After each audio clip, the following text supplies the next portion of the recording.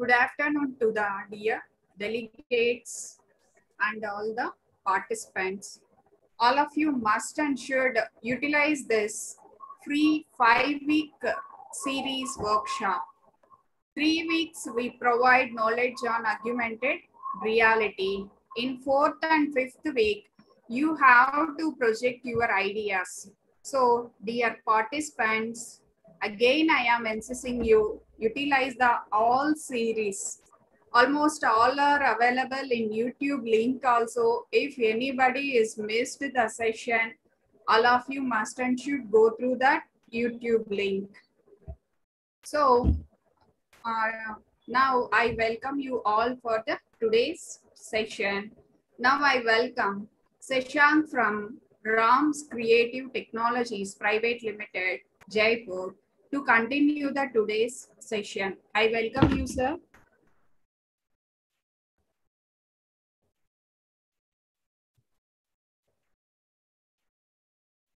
Sir, please unmute your mic, sir.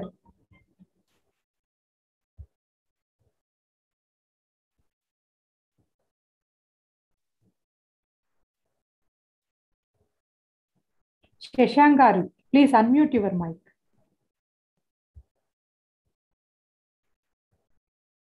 Okay. Now I have the access. Yes, Earlier, I was not getting the access. Right. So, may I share my screen? yes, sir. Start.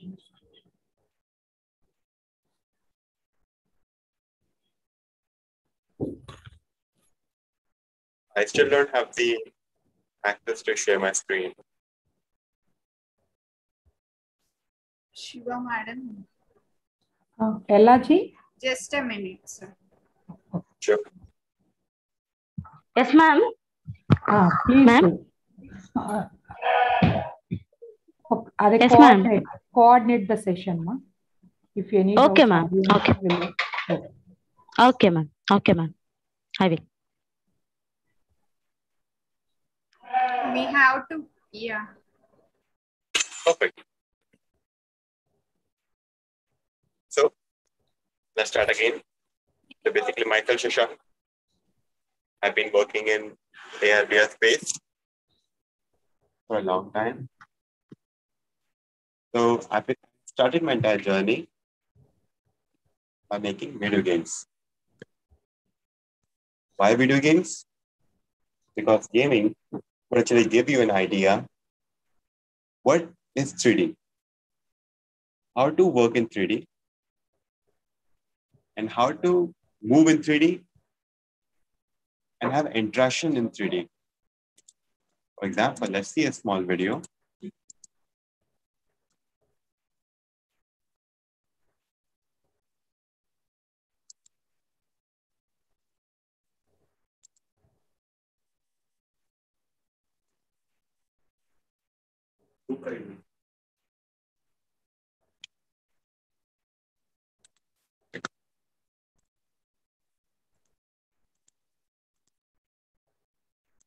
This is how fast YouTube is with Brave.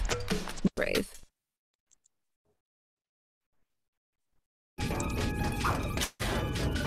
So basically, you're having interactions in 3D space. You're solving puzzles. You're doing spatial movements inside 3D area. Spatial means moving in space, 3D space. So when you're traversing, you're moving, you're interacting in 3D. That's how, and that's exactly how you move in AR and VR space.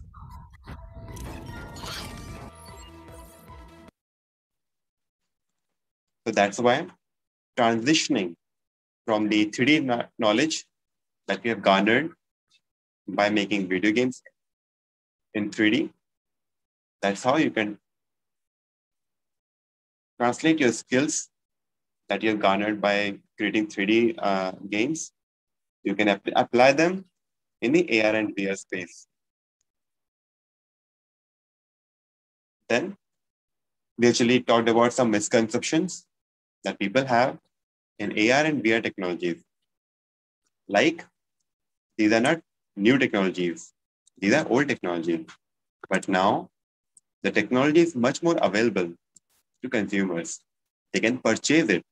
They also have it in their phone. That's why we are hearing AR and VR very much nowadays. That's why it's trending. And then we talked about that VR will not actually damage your eyes. And why is that? Because when we talk about VR headsets,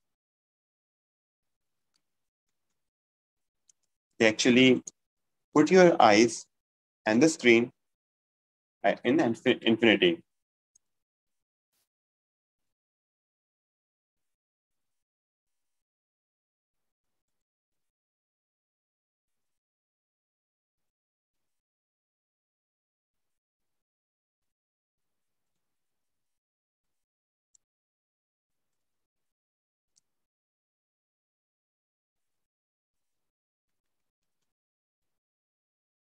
So suppose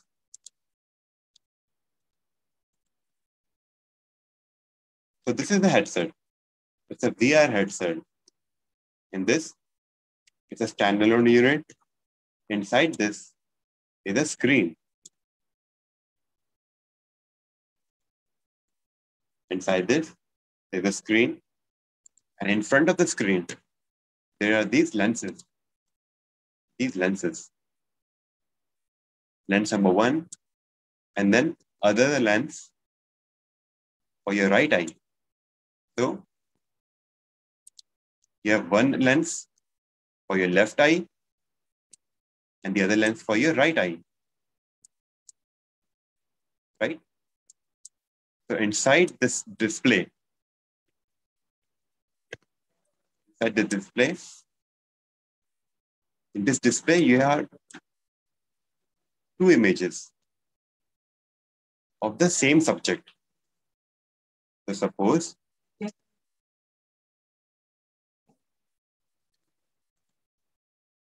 you're looking at a flower, then you will have two images of the same flower, one for the left eye, one for the right eye. Okay?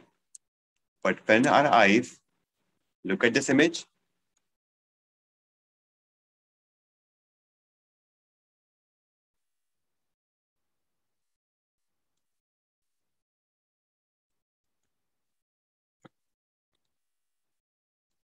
so when our eyes, suppose this is the person, this is his nose, this is his eyes, his neck. So suppose when he's wearing a headset in front of him, so for him, the screen is at infinity. The mobile screen that's inside the headset, this display, is appearing at infinity. Therefore, it is much different than the same person looking at a computer screen which is very close to his face.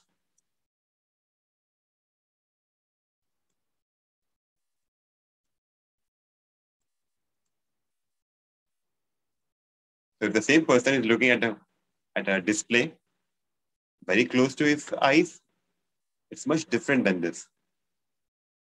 Because the display in this scenario, while wearing a VR headset, is shown, the display is shown at infinity. It's shown at infinity. Whereas in the case when you're looking at the display at a very close range, in this case, you're looking at the object very closely. So in this case, this can ruin your eyes. Whereas in the VR case, your eyes will not be hurt. But there are some other issues which we'll talk about later.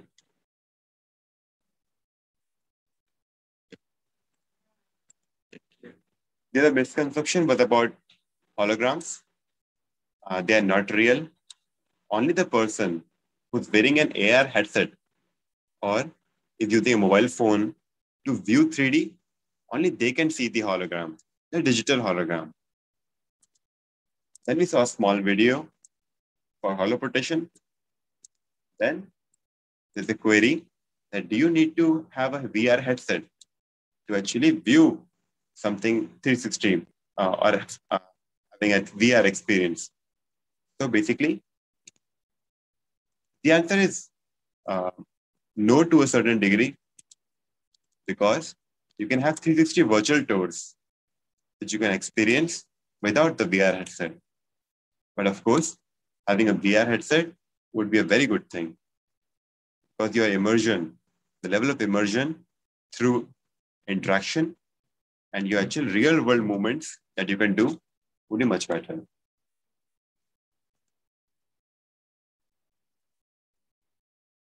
Then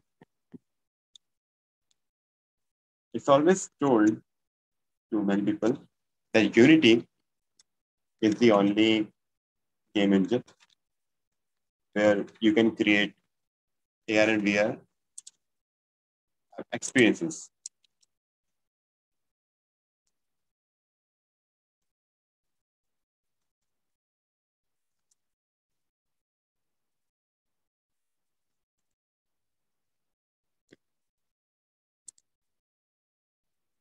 Hey, Alternative Rock. So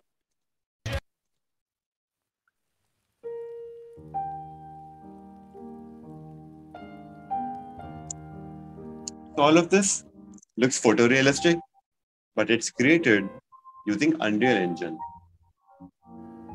So this virtual camera is moving around this 3D space by pressing keys on the keyboard, right? So just by pressing the keys on the keyboard, WSD or arrow keys, and then moving the head by a mouse, the person is able to navigate through this 3D space. Then there is interaction, like turning on the light, changing the color of the sofa or the furniture. So all these interactions are done by some other engine called Unreal.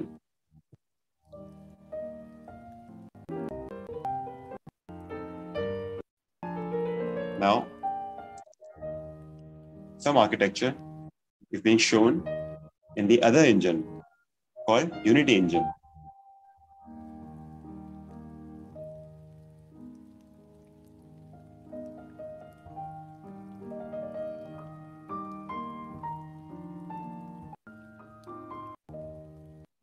Again, the person can move in this 3D space, this virtual 3D space, by pressing keys on the keyboard and moving the orientation through mouse.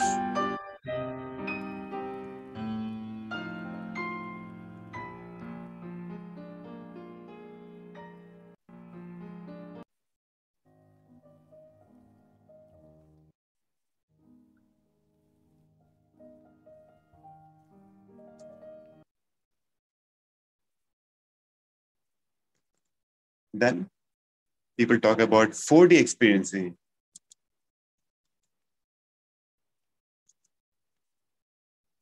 This 4D experience is nothing but a marketing term. That means when they actually show you a footage with 3D glasses, so you actually see something with depth. So they add some things like motion chairs. Your seat actually vibrates and shakes. So when they add that kind of feature to the experience, they call it 4D. They might actually have sprinklers for a rain effect, when actually in the footage, if you see rain, then in reality, they use sprinklers to actually give you the illusion that it's raining. So adding these kind of features in the experience, they call it 4D experience or 6D experience. And then we also earlier, we talked about Google Cardboard. and the plastic versions of it, which cost around 800 to 4,000 in Flipkart or Amazon, in all of these websites.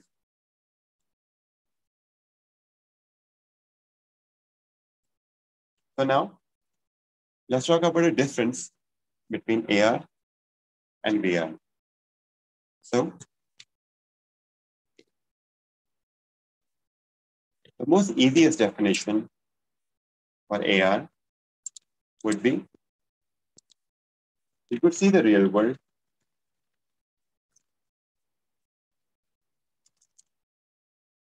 but the only difference would be you could see virtual objects in your space.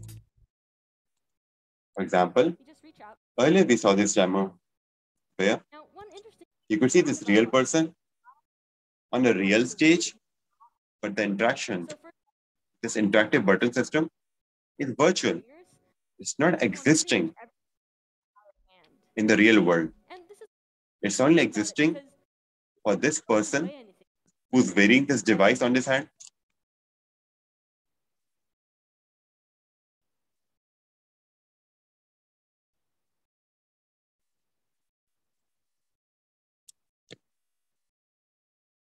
Basically, this person is wearing some kind of headgear, some kind of device which has a display unit, which has some sensors. There's some cameras over here, some sensors, and some battery and everything. So this headset is allowing this person to view this virtual object. It's projecting this 3D object in the real space only for this person inside this display. Okay. Then the camera through which this entire thing, the scene, is being filmed.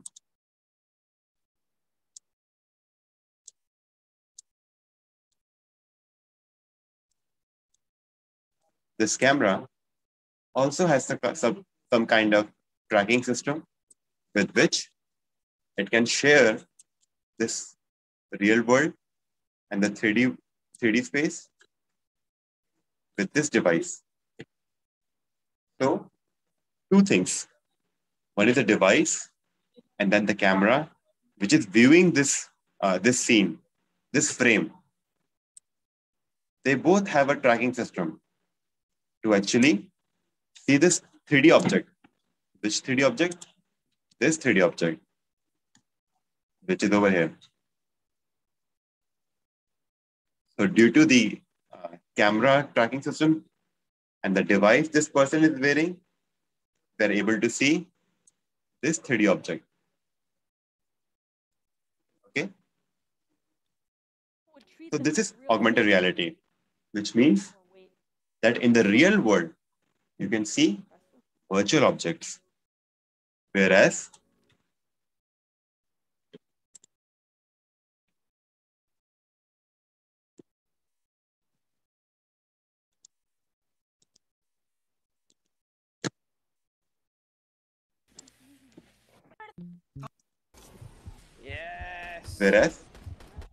in the VR,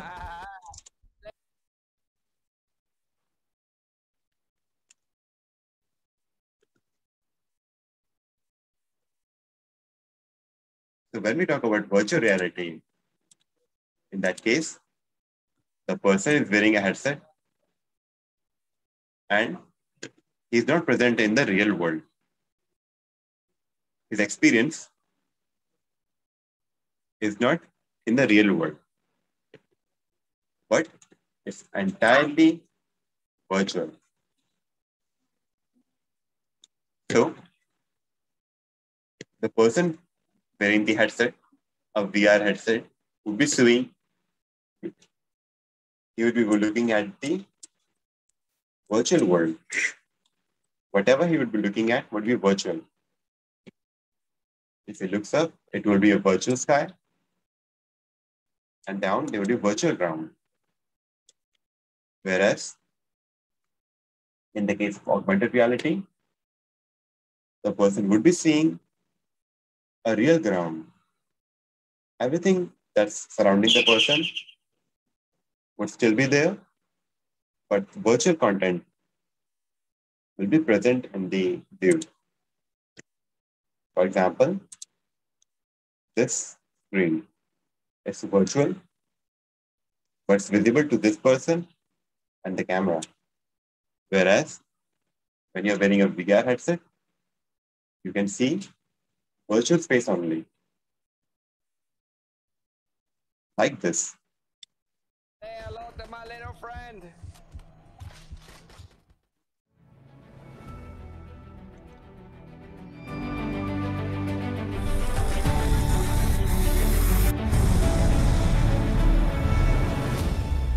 Welcome to the Oasis. So that if you've already bought it on Rift, here we go. That's my old baseball bat. Why don't you pick it up and whack some Z's? Eat it! Ooh! That was awesome. Nice. Bah! You can have. Boo! It may not be sharp, but it'll send those Z's flying. Oh, this is cool. Got a pitchfork. Yes. As you can see, this person is reacting to the virtual world. The virtual world is surrounding him. So all his real world movements, whenever he's doing some action, these have been reflected in the virtual space. That means if he swings his hand, he's able to hit this virtual object, this virtual enemy. Doing so, what happens? This virtual enemy, it will do a response. It will respond to his action in the 3D space. Let's see the example. Oh! Ah! That was cool. It got totally stuck in him. Eat this. Ah!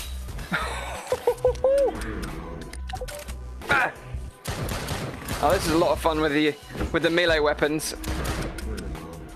This is the first time in Drop Dead that you've been able to have melee weapons, so this is really cool. They've actually updated it on Rift as well now, so if you've already bought the game on Rift, this is a free update. And the cool thing is, this game is cross-buy as well, so if you buy it on Quest or you buy it on Rift, it's cross-buy for both. Uh-oh. Big guy. Dad says they remind.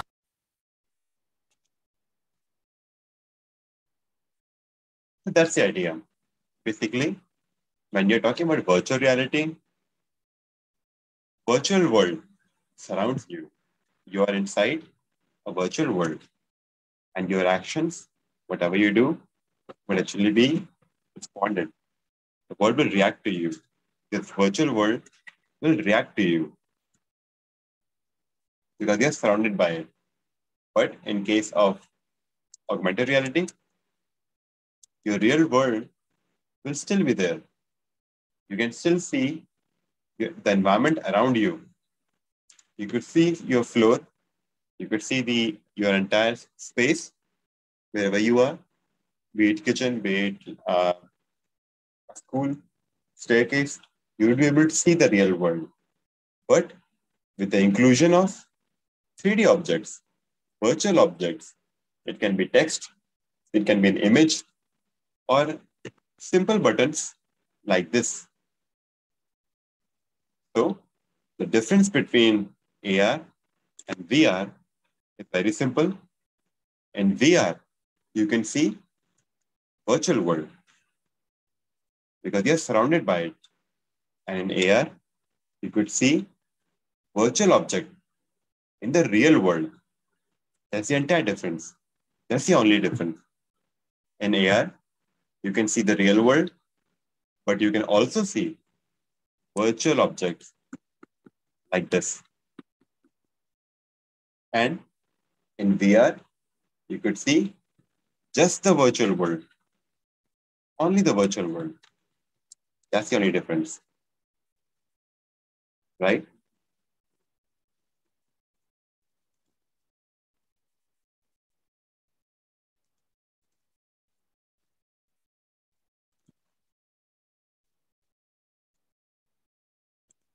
So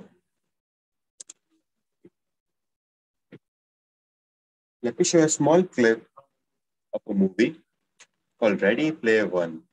It has introduced the concept of virtual reality to many people. So let's play the clip.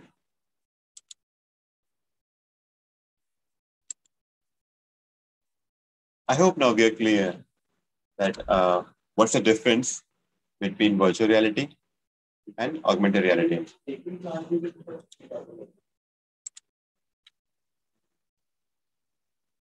For the corn syrup draft.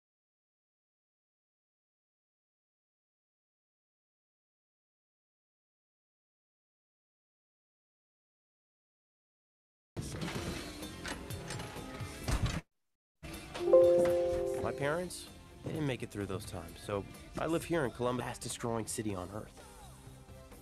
It's where Halliday and Moore started gregarious games.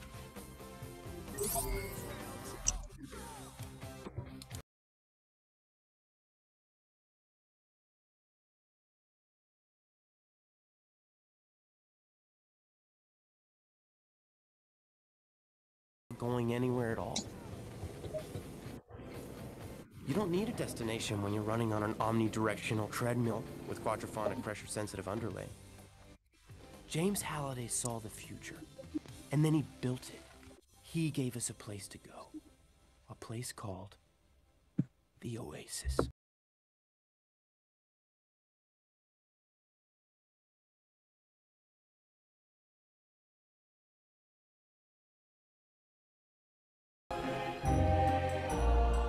This is the Oasis. It's a place where the limits of reality are your own imagination.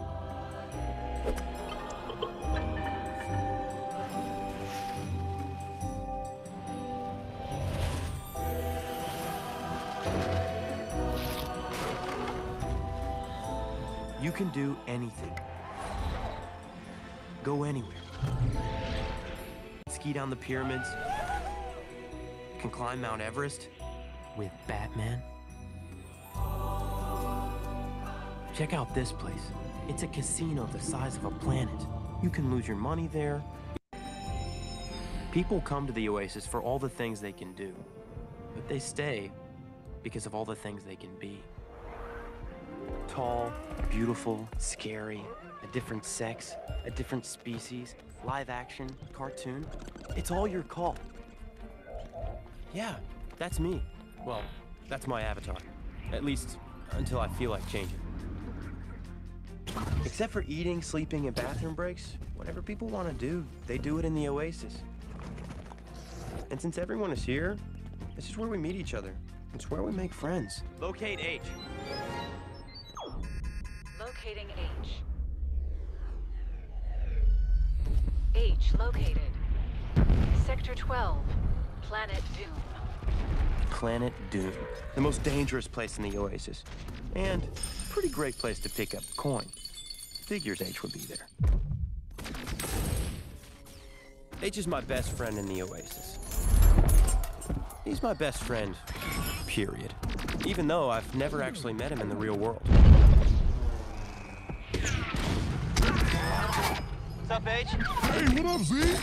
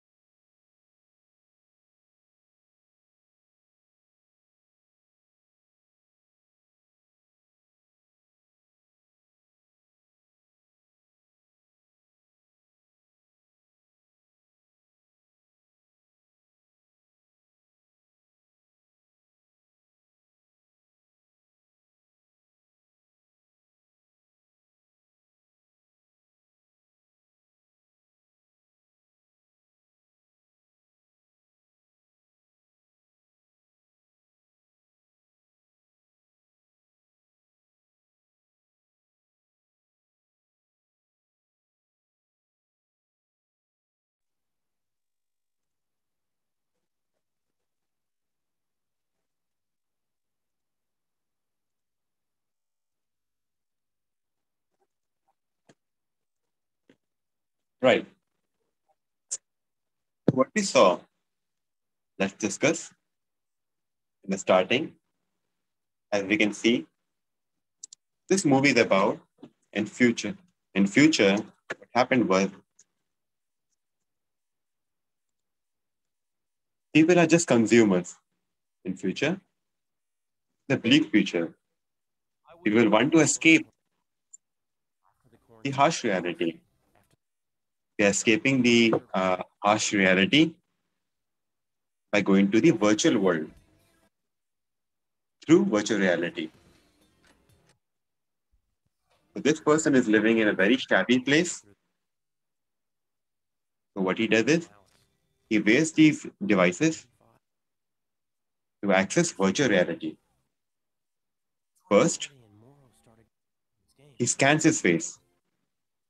His face is scanned, so he is logged in. After that, he wears some gloves so that his hands are dry. Then he's walking on some kind of treadmill which can move in any direction. He can run in any direction. Is it possible right now? Let's see.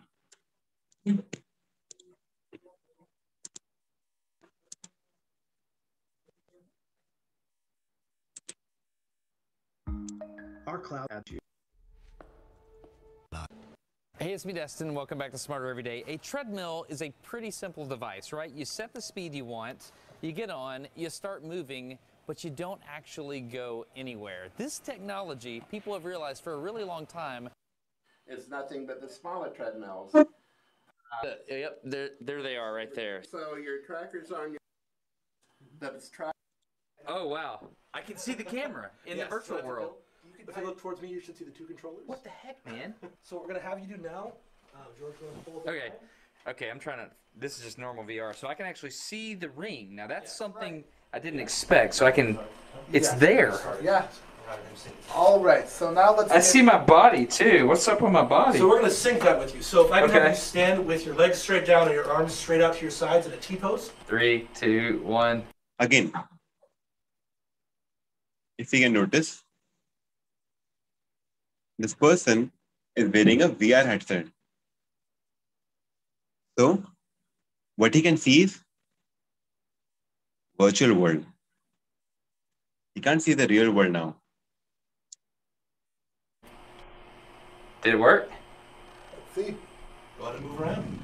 Oh, I can see my body. Whoa. All right. Okay, that's rad. That's really rad. Okay, gotcha. So right now, you're tracking the position of my hands and my feet. Dude, that is messed up. All right. So I can see the camera, the Tic Tac there, but what's more important is I can also see this ring. And Griffin, why did you say you have this ring in here? So this is there to kind of lock you down in the real world without being too much of a burden, to say.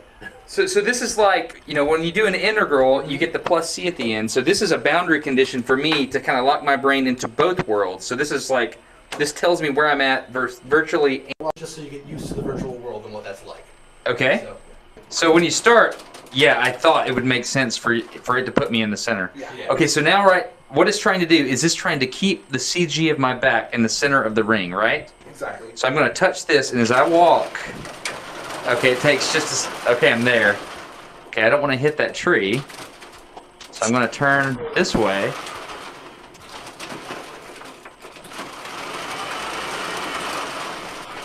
Okay. So I can't really tell if I'm walking 90 degrees or not. Okay, so there's inertia in the rollers. Okay, I thought there might be.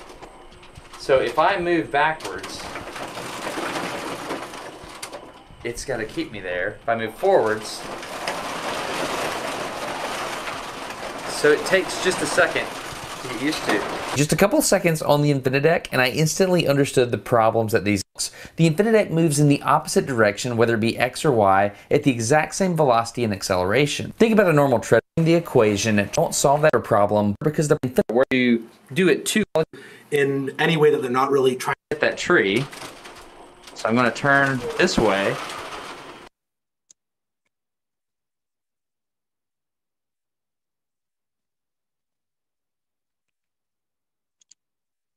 So let's discuss what we saw. We saw that this person is wearing a VR headset and his body is being tracked by the system. His body is actively tracked by a system. So his real world movements, his real world actions are being translated, are being virtualized, digitized by an avatar. This robot avatar. This robot avatar is mimicking by this person's actions. And what's happening right now? When this person is moving on this kind of treadmill, this platform is moving accordingly in any direction in which the person is facing. So, if the person desires to move to the in front, then the treadmill will move in the opposite direction to make him feel like he's walking in the same spot, but in the virtual world, he'll be moving, he'll be translating basically from point A to point B. Right? Point A, and he will actually walk to point B.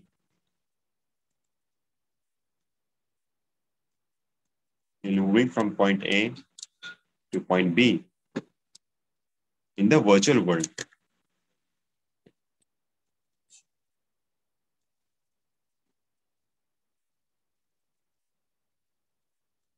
But in real world, he's not moving.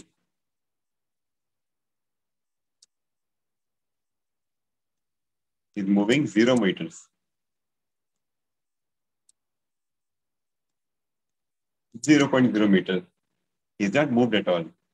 But in the VR world, he has moved from point A to point B. Right?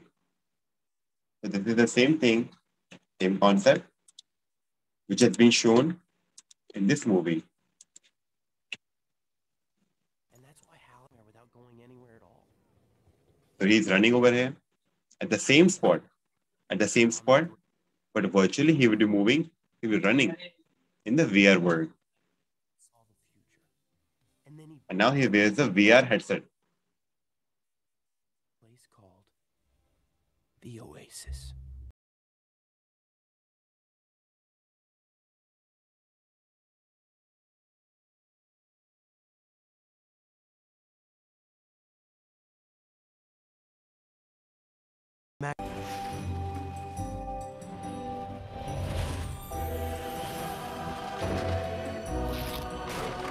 Go anywhere. A different sex, a different species, live action, cartoon. It's all your call. Yeah, that's me. Well, that's my avatar. Sleeping and bathroom breaks, whatever people want to do, they do it in the Oasis. Now, since this is the virtual world, it's not the accurate representation of the real world. So people, just like internet, can have any kind of profile pic. So instead of profile pic, they can be an animal, they can be a human, or they can be a giant cyborg demon.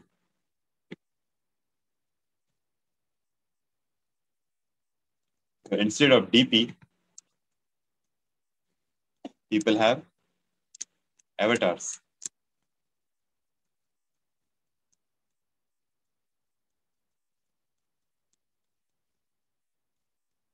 These avatars are 3D in nature. 3D avatars.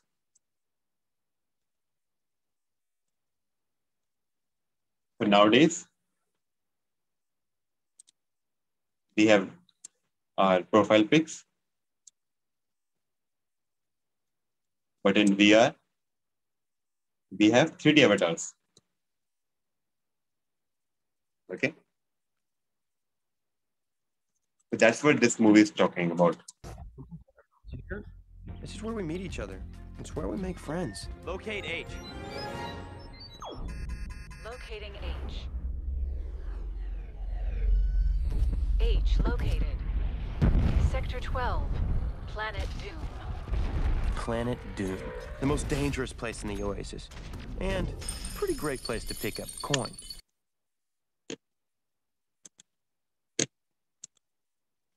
So what does the VR system comprises of?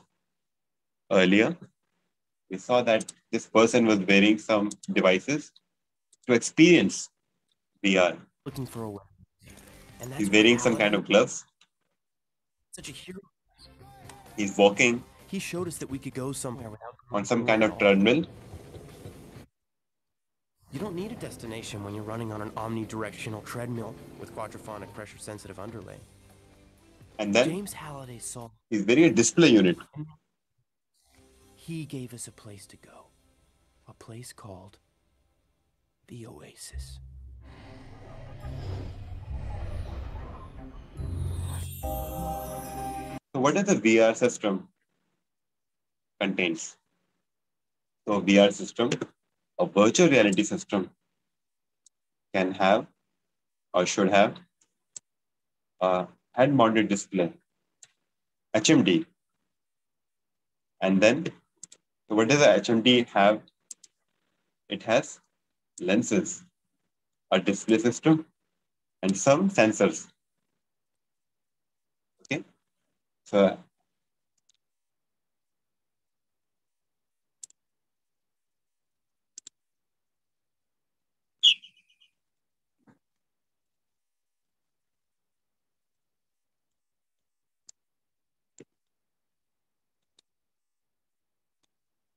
this is a headset device.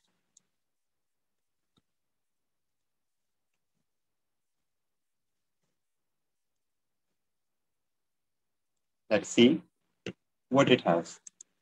So we are saying a VR system should have an HMD, which is head-mounted display.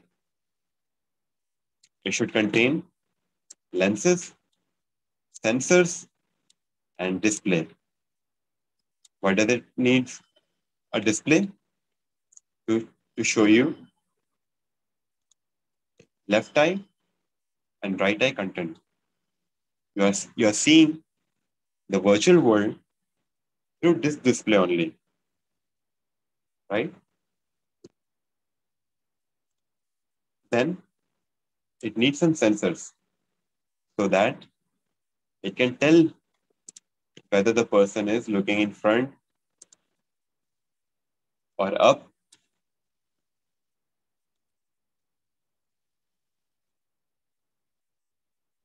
So if the person is wearing the headset, the device has some sensors to tell if the orientation of the headset is pointing up or pointing down. Is it looking on the side or is it looking on the right side? So it has some sensors. It has a display to tell if, to show the virtual world, and it has some sensors to tell how the headset is oriented.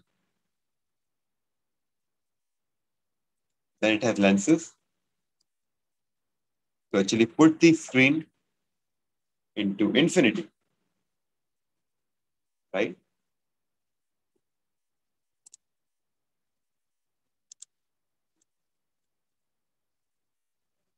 So it has lenses present the screen, the physical screen to infinity, right? Then it has some sensors to tell the orientation of the headset. Then it has a display to show image for the left eye and the right eye.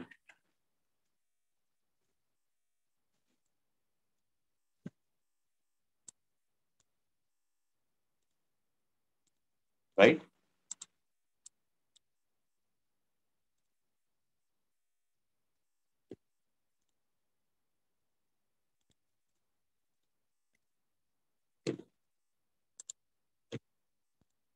Then we are saying that headset should have a tracking system. Should have. So earlier, there were devices which did not have a tracking system. It just had some sensors to tell the orientation of the device. These devices look like this.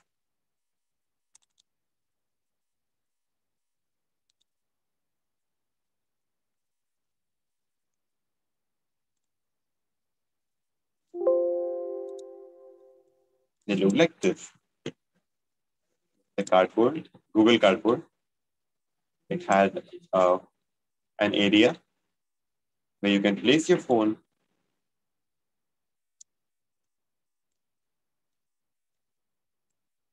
So you place your phone over here, and then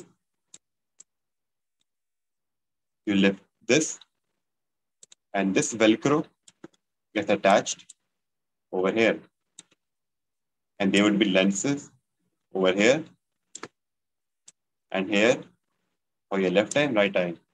As you can see, the image over here is one is for left, the other is for right. But the image is totally same. It's the same one. It's just that the same image is shown one for the left eye and one for the right eye. So even for the modern headsets, VR devices, we have the same concept. The image is rendered, is presented, is displayed, one for the right eye and one for the left eye. Right? So the HMD contains lenses, one for the left, one for the right eye. It has some sensor to tell the orientation of the headset. Why does it need to tell the orientation of the headset? So that the software or the game or the experience running inside the system, the VR application, that can be in an earlier example.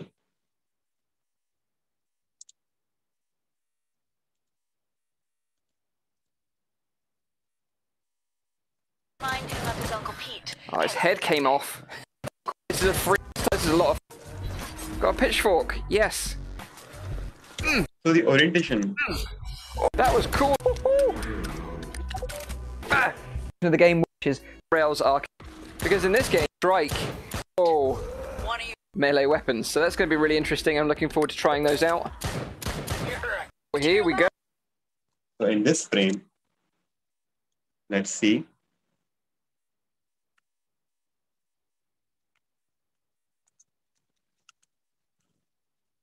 This person is looking down.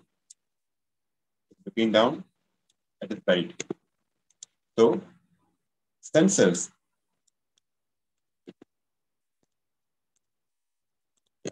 So sensors are telling the software,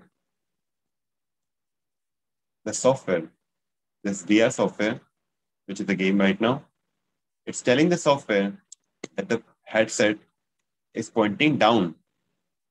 The sensors is telling that the game, this experience, this VR experience, that the person is looking down. That's why you need to have sensors on the HMD or the headset.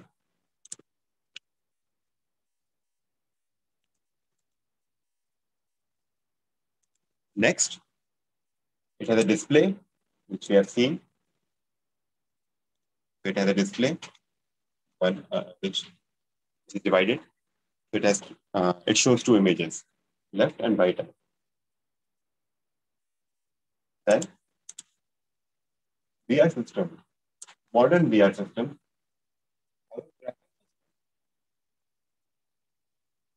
Modern VR system have a tracking system.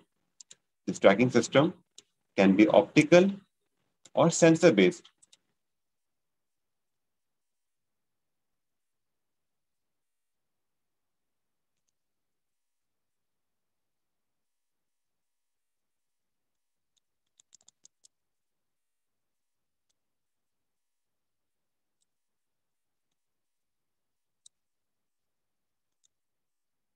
So this device is called Oculus Quest 2.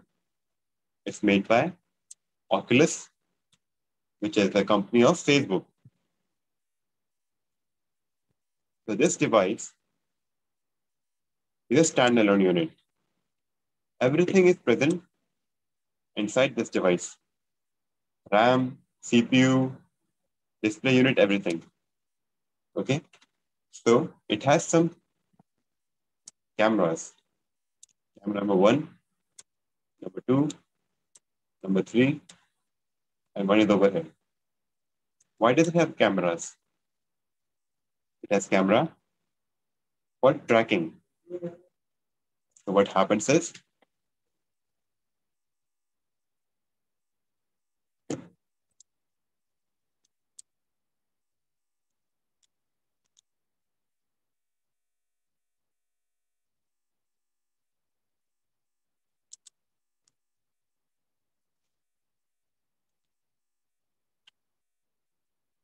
just a second.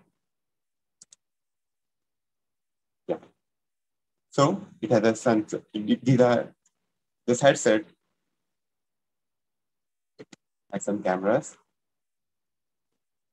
4 cameras basically.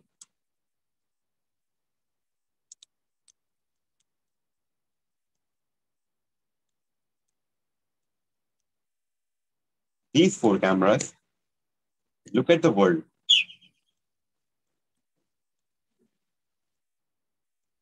They look at the world and try to position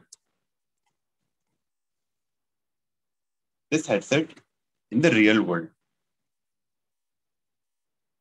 These cameras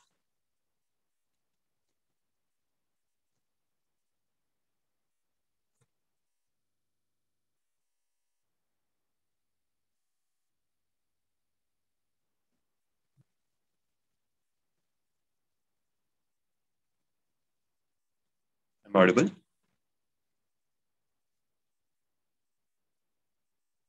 Yeah.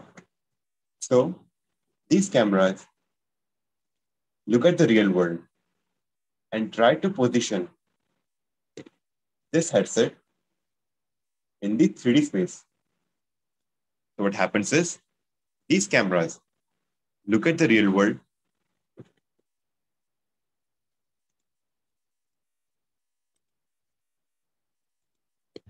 So, here's a little pro tip. The headset I have here for the last year. Removing the battery, you'll remember that into walls or furniture.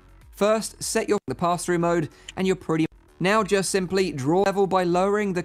So these cameras look at the world like this, in black and white. And they form this pattern, this plus point, this pattern on the ground.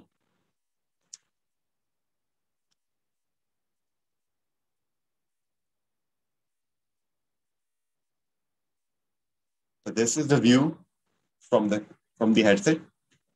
It's looking at the ground and it's painting the ground with these coordinates, this pattern.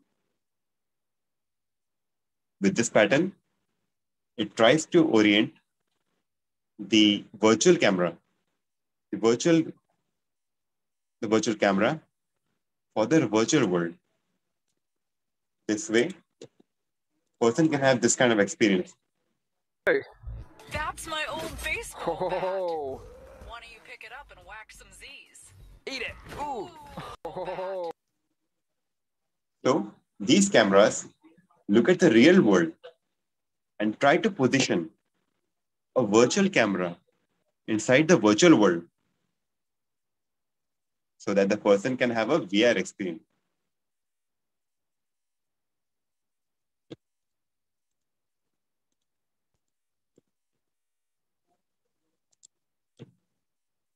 So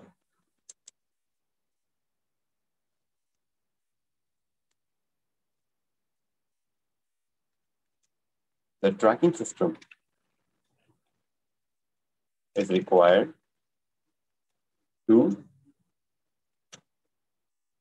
orient the virtual camera inside a VR or virtual world. That's why I need the tracking system. They require a tracking system so that the real headset can orient the virtual camera or move the virtual camera in the virtual world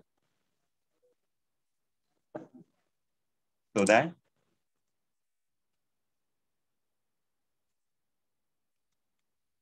we can have a VR experience.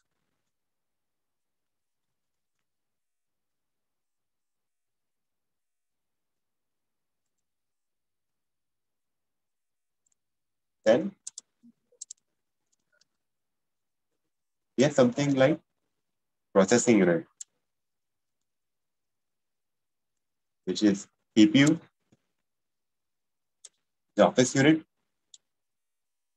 CPU, and then RAM. Then there are other things as well, like storage and everything. But the idea is either your headset, your VR system is connected to a laptop or a PC, or it is standalone, which means it does not require any laptop or a PC to connect to. So there are two types of hardwares, VR hardwares. One is a tethered one. This is an example of a tethered device. And this is an example of a standalone, which does not require any laptop or any PC to be connected with. Each of these have their specifications, right? Then a VR system may or may not have controllers. Now, what are controllers? So suppose you are in virtual world. In the virtual world, you want to do some interaction. How? You want to do real world interaction. That means you want to touch and grab a football or a coffee mug. How will you do that?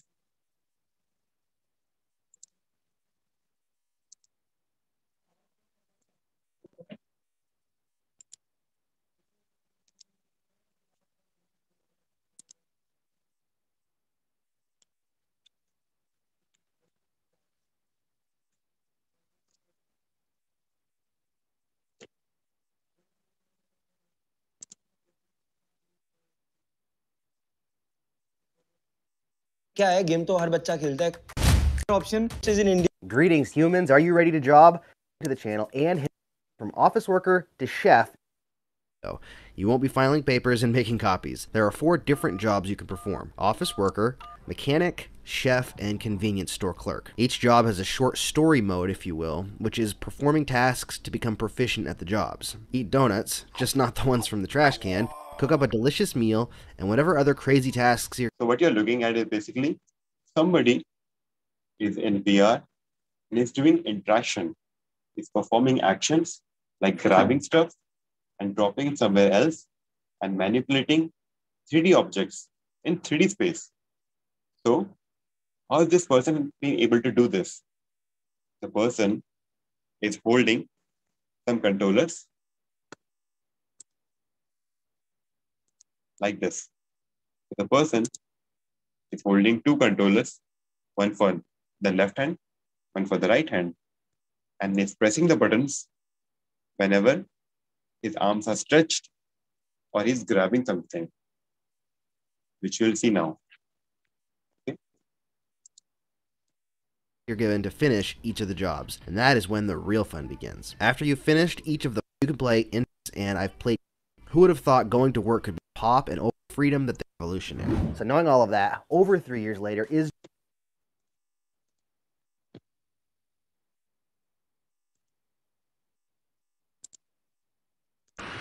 Hey, what's up? So yeah, I never thought I about going online. Oh yes, that's right. And donuts. Oh, this is delicious.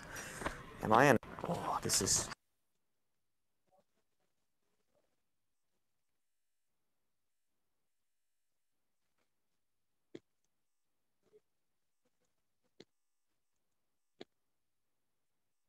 If we can notice, this person is wearing a headset, and in each hand is holding these black controllers. He's holding these two black controllers, one in each hand, and he's doing real world motions. He's doing real world motions with his hands to do actions. Okay? His actions are being replicated, are being digitized in the VR world. Okay? Delicious. Am I in heaven? You want one too? Here, catch. Oh, well, never mind. How about my colleagues? Ah, that almost hurt. Sorry, I'm just trying to be nice here. Come on. Sharing is caring. This is going to be a long-ass day.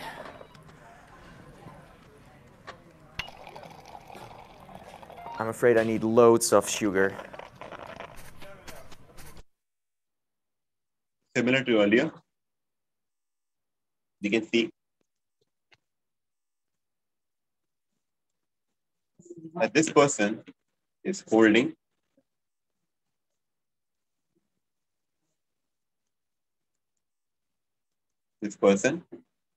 something in his hand. He's not acting. He's actually doing some real world motions to grab. Look at the right side.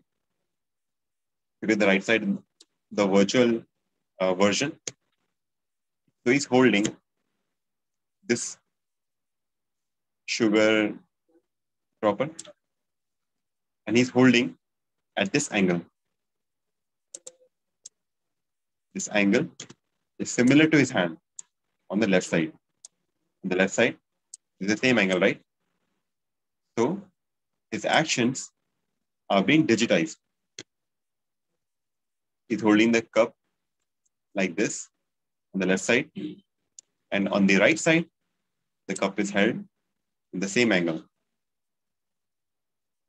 This person is holding a cup, coffee mug, and then he's adding some cream or sugar to the cup. He's doing real world motions to the controllers. I'm afraid I need loads of sugar. I mean, loads. I'm trying to compensate a bit. Because in the end, I am the world's most average worker. And I'm proud of it, okay? Cheers. Whew. I feel reborn. Now you're ready to start your day. It's time for computer. Let's power this baby up. The computer is the most important facet of the office, with humans and safety being a close second and third. Type your password.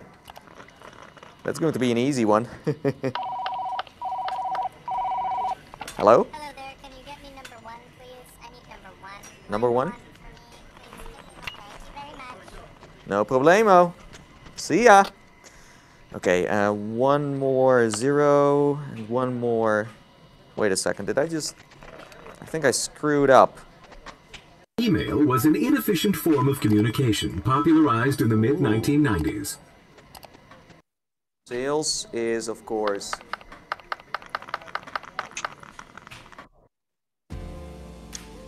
I was worried. I need to go for more zeros. So, the idea is that the controllers are these physical controllers act as your virtual hand in the VR space.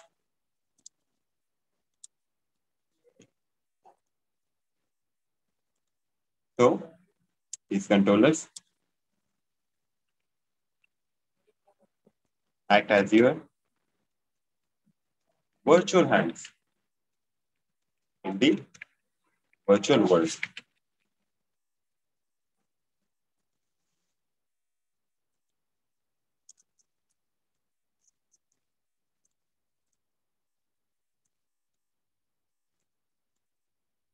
So that's why we need controllers.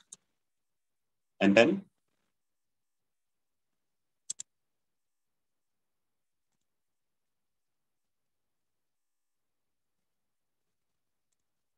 the tracking system also works for the controllers as well. The tracking system, which we're talking about here, the tracking system is required to orient the virtual camera inside the virtual world. Same thing goes for the controllers as well. Over here, the camera on the headset is looking at the controllers as well to orient them in the virtual world.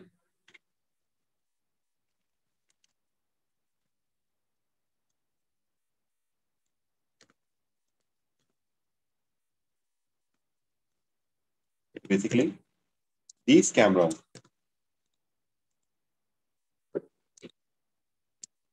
these 4 cameras are also looking at these controllers.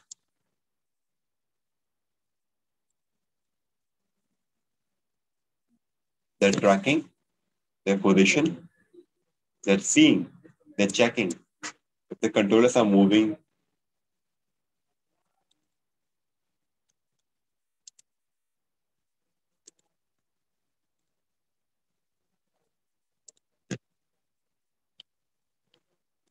They're checking if the controllers are moving up, on the side, down.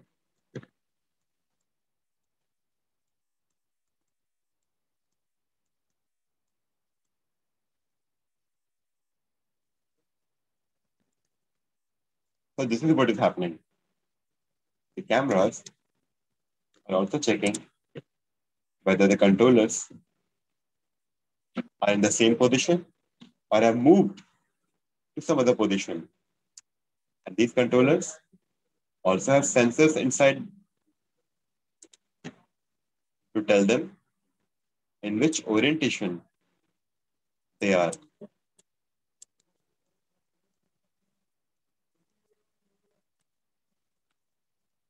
Okay. So in this case, in this scenario, the camera is looking at the controllers and then orienting virtual objects in the virtual world. Okay.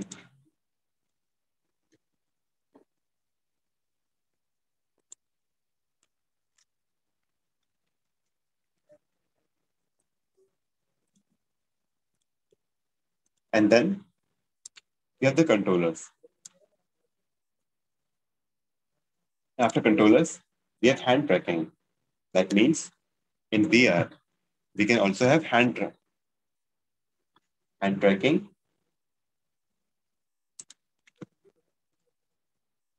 Like this example. This is AR, where you have the real world, the real people, but with virtual objects. Over here, this person is not holding any controller. This person is using her hands to do interaction with the virtual objects. Uses all 10 fingers. Well, to test that out, we built a piano. So here I can just play a chord, or I can play the keys one at a time.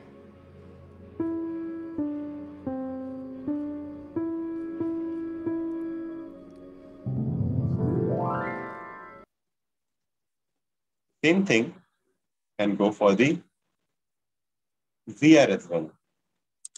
Let's see for example.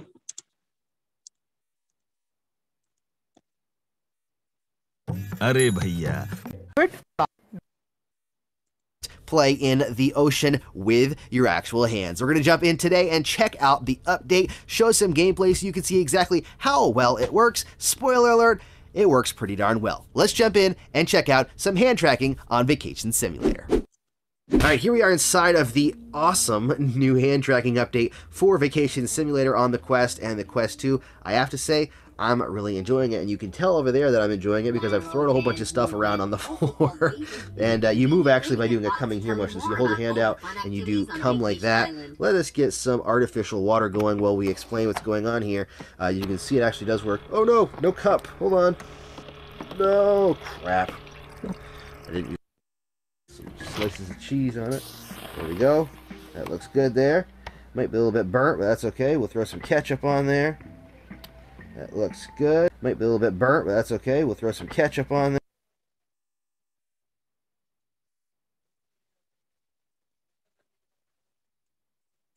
So just like our earliest example, in that what we were showing,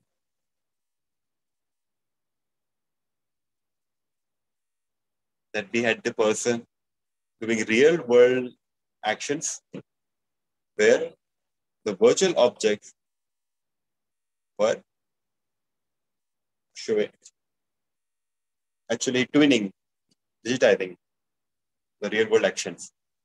In the VR space, the virtual objects are being oriented and moved like the real world. So the person is rotating his hand, and in the same angle, the virtual object has been rotated.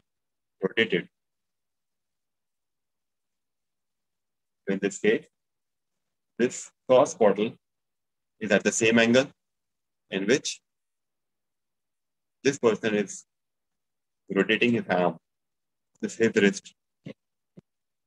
So in the same direction, the sauce bottle is also rotated. There. That looks good. See if we're getting bacon. Ooh, we do have some bacon. Let's throw some bacon on there. Let that cook up. Throw some bacon on this sucker. Sounds good to me. Then we're going to have a hot dog. Let's do a pretzel bun. I like pretzel buns. Nice looking bacon there. And we'll throw this bun on. Oh, no. 5-second rule. 5-second rule. There we go. And then, ooh, that was a delicious burger. Mwah. Let's toast our bun up here. Actually, I like some toasty buns. Get that bun nice and toasty. There we go. And we'll throw some hot dogs on this sucker. Who likes a good hot dog here? I know I do. Maybe that's not quite cooked. Yeah, that wasn't quite cooked. Oh, whatever. I'll eat a raw hot dog. Not really raw, right? Ooh, look at those nice grill marks on those suckers. Let's throw some hot dogs down here. We'll get some nice pretzel buns going here. Who wants a nice hot... Oh. Thank you. Like I said, 5-second rule. What do we want? Let's do some ketchup on here. A little ketchup. A little mustard. I don't personally like mustard in real life, but it's just digital mustard, so I'm okay with that. Let's put cheese on this sucker. What do you think? We got some beach cheese right there. Let's put some cheese on this sucker. Ooh, yeah, there we go. All right. Yum. Look at that nice hot dog. Look at that nice inside. So, hand tracking is can also be a part of the VR experience.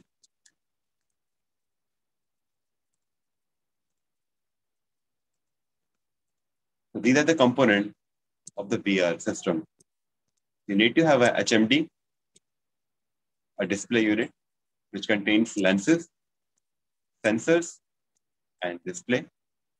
Then you need to have a tracking system, which can be optical or sensor-based.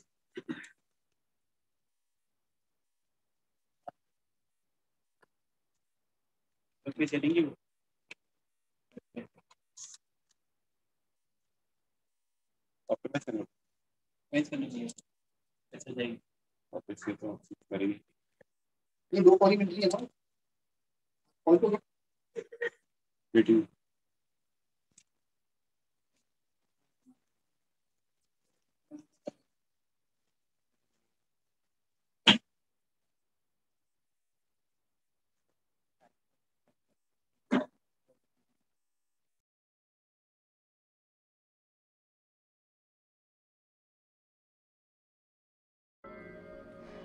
All right. So where's that surprise that the team had for me? Oh, that's right. I had to say those words. Show surprise. Ooh, look at that hummingbird over there. It's gorgeous. And this is kind of interesting when you think about it, because these objects don't really weigh anything. They're just digital things. But despite that, people would treat them like real things, almost as if the bigger one had more weight. I just love the way these move and the sounds they play when I press them. It's great.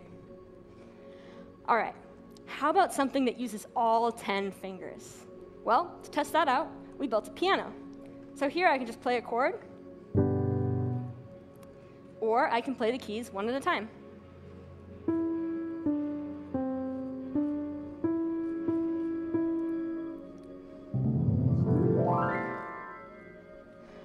All right. So where's that surprise that the team had for me? Oh, that's right. I had to say those words. Show surprise.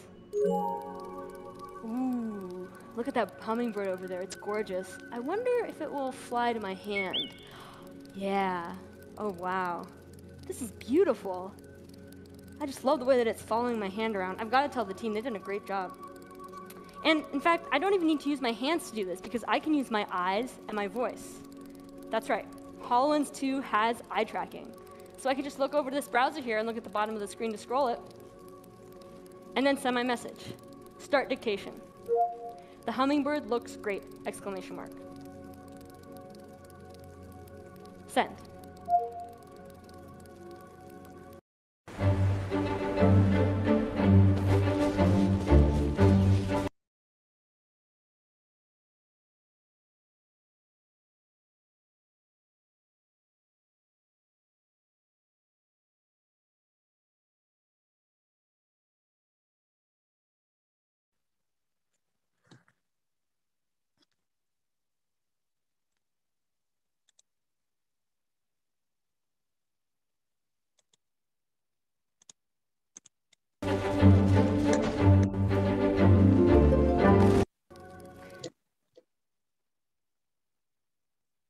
Right. So we talked about what does the VR system consist of. It has HMD, some kind of tracking system to track the position of the head, of the hands, be it a controller or be it hand tracking. And then it needs a processing unit. This can be a powerful PC, powerful gaming PC, or it can be a standalone unit like this. Okay.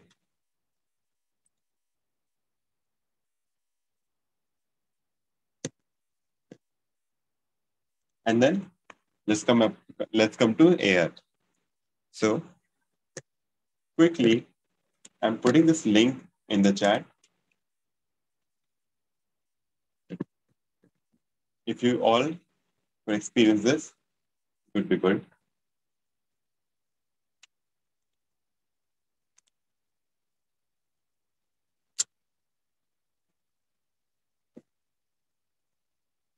Or what we can do is, on your mobile phone,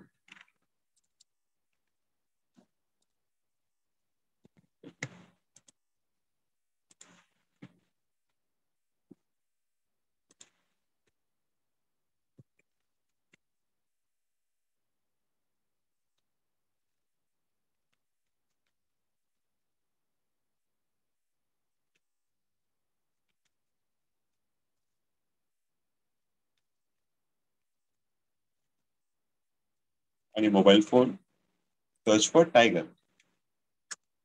On a Chrome browser, search for Tiger.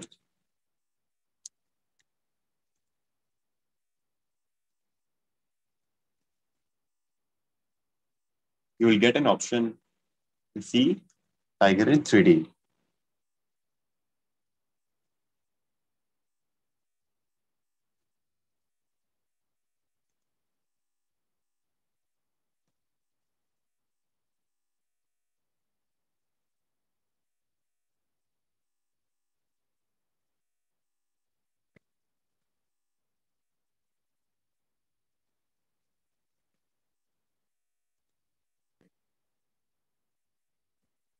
And then after that, you will get an option to see the tiger in AR,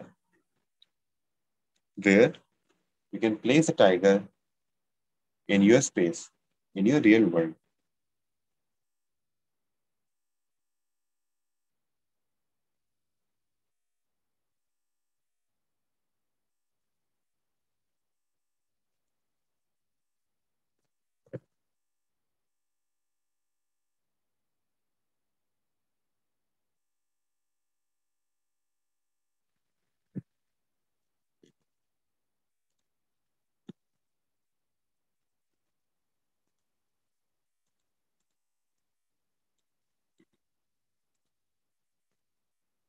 Is everybody able to do that?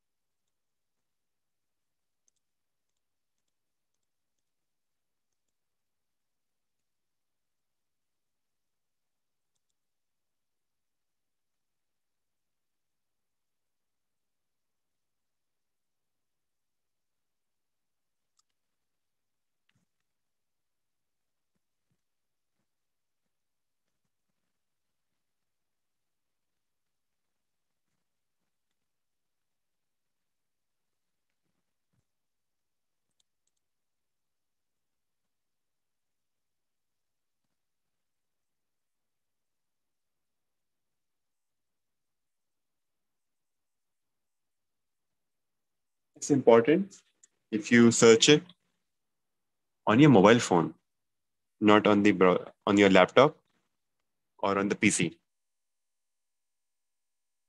On your phone browser, on a Chrome browser, phones, Chrome browser, search for Tiger.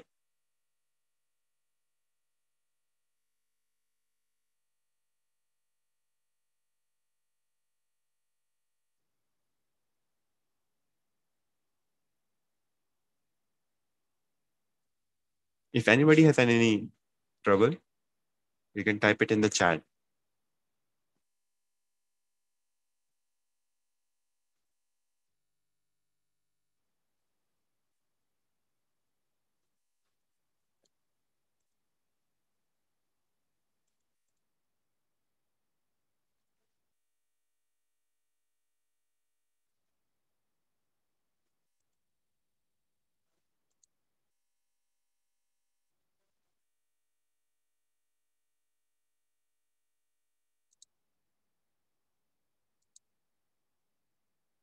Okay. We will take this as an assignment. Again, everybody, for today, you can have this as an assignment and you can watch this 3D tiger at your home. So mainly, when I talk about augmented reality, there are three types of augmented reality. One is image-based. The second, it's surface-based. And then object-based. Let's see an example of each.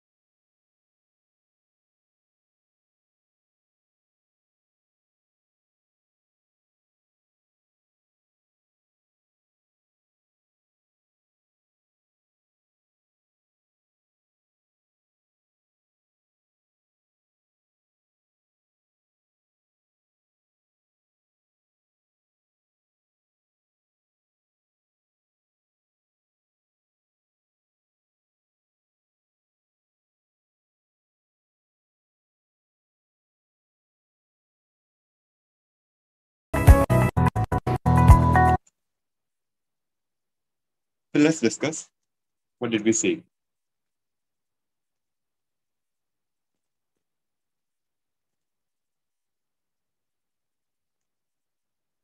So below, we have an image.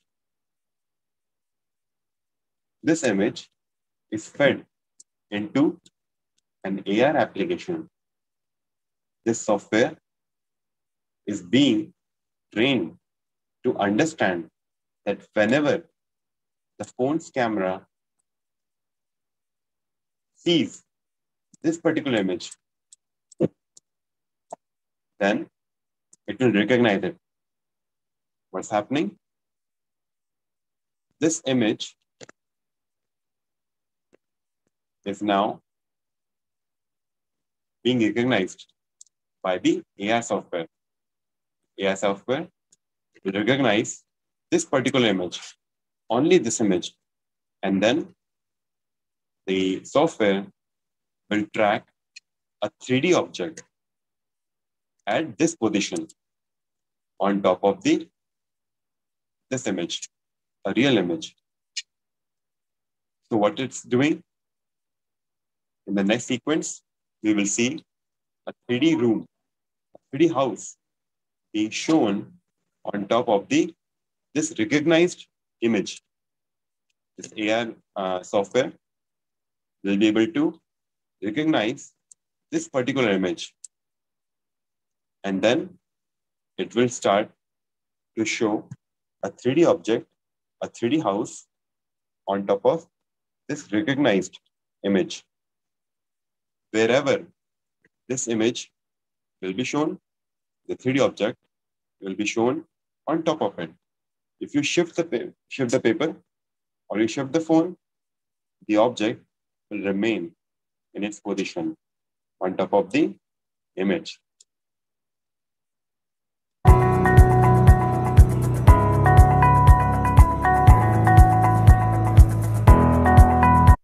So did you notice? The person shifted the image, the recognized image, and the 3D model oriented itself on top of the image. Let's see it again.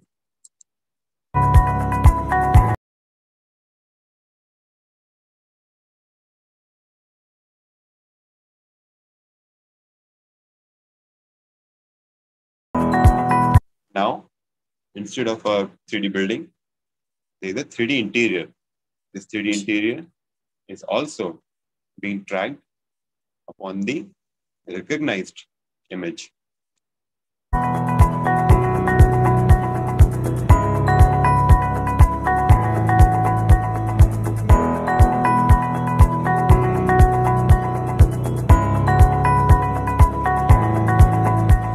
So the moment somebody clicked on the object, the program was programmed to show VR now. So it has shifted from AR to VR. Now the sensors on the phone is telling whether the view in the virtual space should be looking up or down. So if the camera is being rotated upward, so the view also looks up.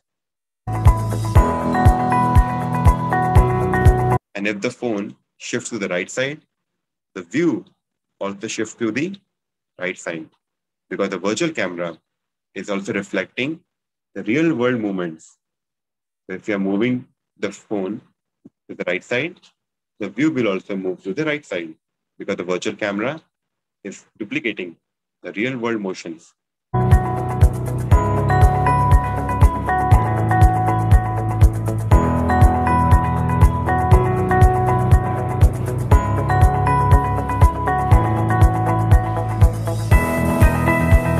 Right?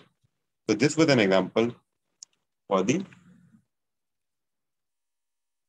image-based AR, where the AR system, the application, is able to recognize a particular image or many images and show some experience, 3D experience on top of the recognized image or images, recognized images. Next example is for the surface-based, where what happens is, first, the entire scene, the ground, will be scanned. As we can see, the entire ground is being scanned by the AR system. It's trying to simplify the ground into a simple one flat surface so that it can place a 3D object over here. Let's see the video.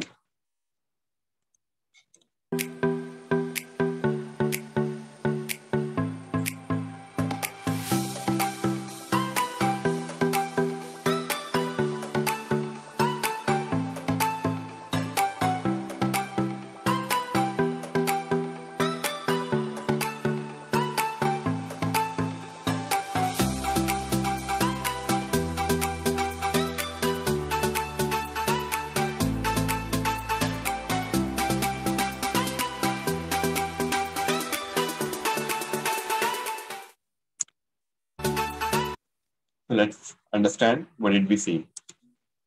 In the beginning, we could see that we are scanning for the surface. We're scanning the ground and simplifying it into a flat surface. On top of it, we will place a 3D model.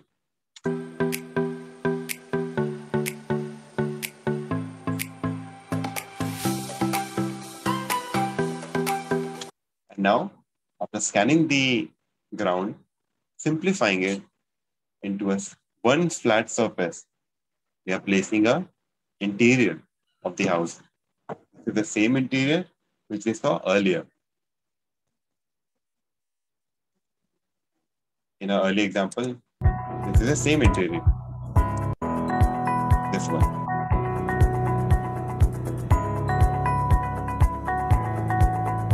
So earlier, we showed the same interior on top of an image. And in the other example, we are showcasing the same 3D model of the interior on the ground, on a flat surface.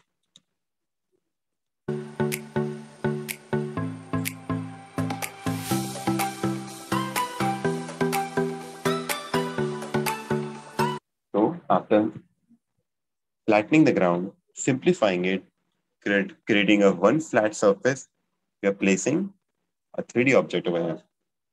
This will be the same case which you will be doing as an assignment, where you will search for tiger on your Chrome mobile browser, and then you will be able to place a digital tiger, a 3D tiger, in your area by clicking on the AR button.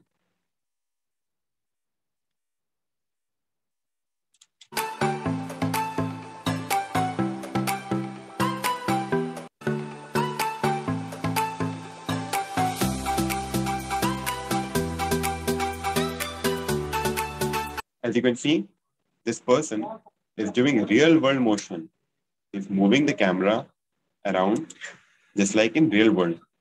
And the 3D object responding in the same way. It's being oriented just like the real object. So if the person looks down, the person reaches down, the object zooms up.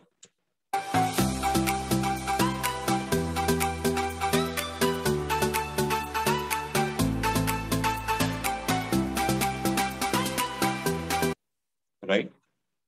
So till now, we have covered two of the versions of AR. One is image-based, the other was surface-based. So one can scan hoardings, pamphlets to actually start an AR experience. Or one can scan the surface to actually see some object.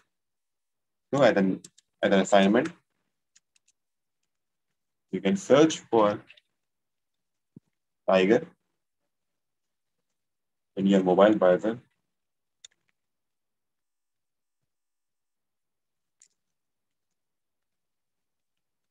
Mainly mobile Chrome browser. And then have an AR experience.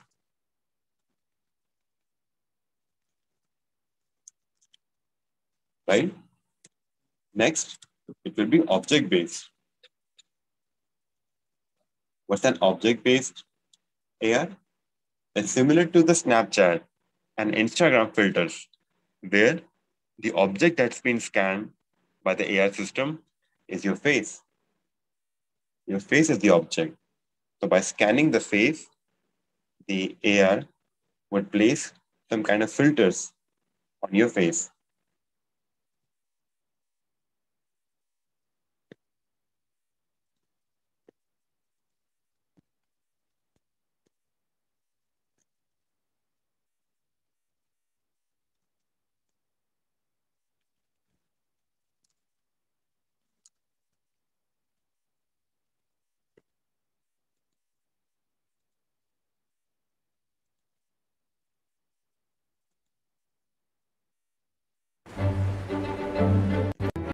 Hey everyone, it's Grace from Kapwing, and another any sound found, you can say unlock for 48 hours, and then the filter should be on already. There are different levels of access to this filter depending on your device. If you don't get the filter at all, I think your phone is just not powerful enough for it. And some people can only take photos and not videos, or not use the full functionality of the filter. So to take a photo, just regular Snapchat feature, just... So in real time, this person's face, the face is the object, is being scanned by the AR system and is being converted into a 3D mesh. And appropriately, the facial features are being adjusted and are moving as the person is speaking or blinking eyes. Just press the button, and then to record a video, you can just hold down the button like this, and you can record. Once your video is recorded, you can just click this button to save it to your device, and then you can go and post it in other places. The other way to get the filter is if you're in Snapchat, click the smiley icon, and then there will be an explore button down here. Click that, and then the filter is called cartoon. So just search in the top bar, just write cartoon, and it will be the top one. It's about this film pre-recorded, or you can even flip the camera, and then it will work on photos and videos that you have on the screen. Now, once you've recorded your video on Snapchat, to get it to TikTok, you can obviously just upload it there. But if you want to add a sound to your pre-recorded video with the cartoon filter, an easy way to add any sound to your video is using Kapwing, which is an online editor. It works on any device, including your phone, and it's just in the browser, so you don't even have to download anything. So just click the second link in the description to get to Kapwing. I'm just here in my workspace and just start a new project. Then you can just click to upload your video. So I recorded a video with the filter, and I'm just gonna add that.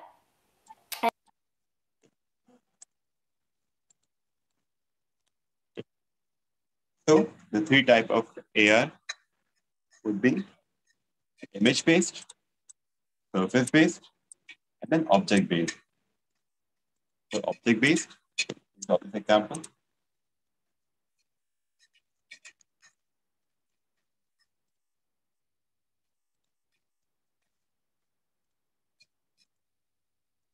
The surface-based for the example where we scan the ground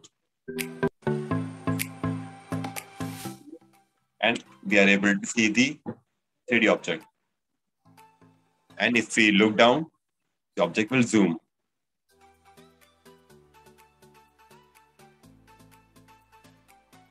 Right?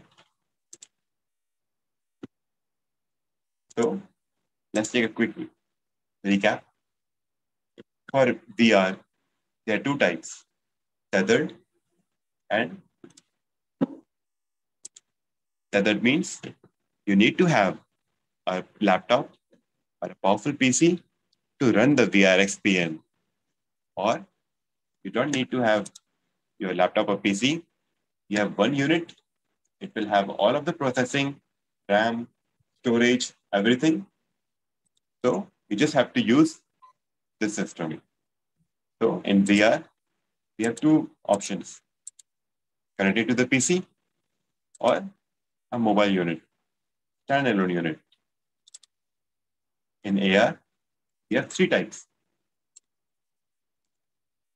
Image-based, surface-based, and then object-based, right? And the hardware for the AR can be AR headsets like HoloLens or your phone. Okay. The last topic of the day would be, why do we use the word reality for VR and AR? The full form of AR and VR would be augmented reality, virtual reality. But why do we call them reality? Why do we use the word reality for VR and AR? This is because a human brain can be tricked into what is real and what is not real. So, when we talk about VR and AR scenarios, we talk about senses and how our senses respond to the virtual elements or the AR elements. So, in VR or the AR elements, if they respond to users' movement or their point of view, then the brain is tricked into thinking that the experience is real. Then sight, our sight comprises of the 75% of presence. That means whatever we see, 75% of it we take into realistic scenarios. So 75% of what we perceive is through our sight, our vision. So when you are wearing a headset, either it's an AR headset or a VR headset, then it will be considered as an experience. Your brain will be tricked into thinking like this could be real. Then these experiences have audio. And when you have audio feedback, you will get 10% of perceiving that thing to be real. And then you have controllers. If you remember, you have these controllers, and these controllers can vibrate. And when they vibrate, they give you a sense that you are grabbing something or touching an object or lifting something. So you get a haptic feedback. Then the elements, they react to your presence. For example, when you are looking at this Put some artificial oil on this thing. video, see what this looks like. Ooh, yuck. Here, you want some? I don't want that. I'm more of a watch and learn. Okay, well. So these objects, the virtual elements, these are reacting with the person's actions. That's why the brain is being tricked into thinking that what's happening is almost real. So we are perceiving this as a reality. That is why it's called reality. So we are using the terms like virtual reality and augmented reality. Right? So any query?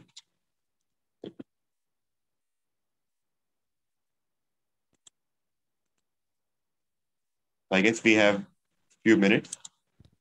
So we can actually have some query session.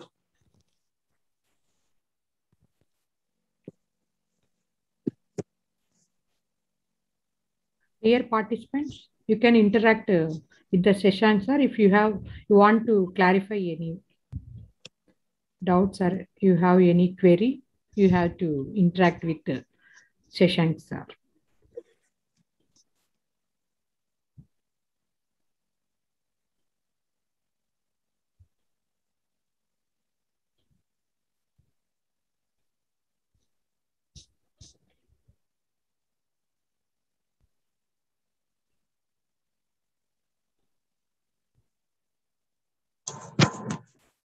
Hello, sir.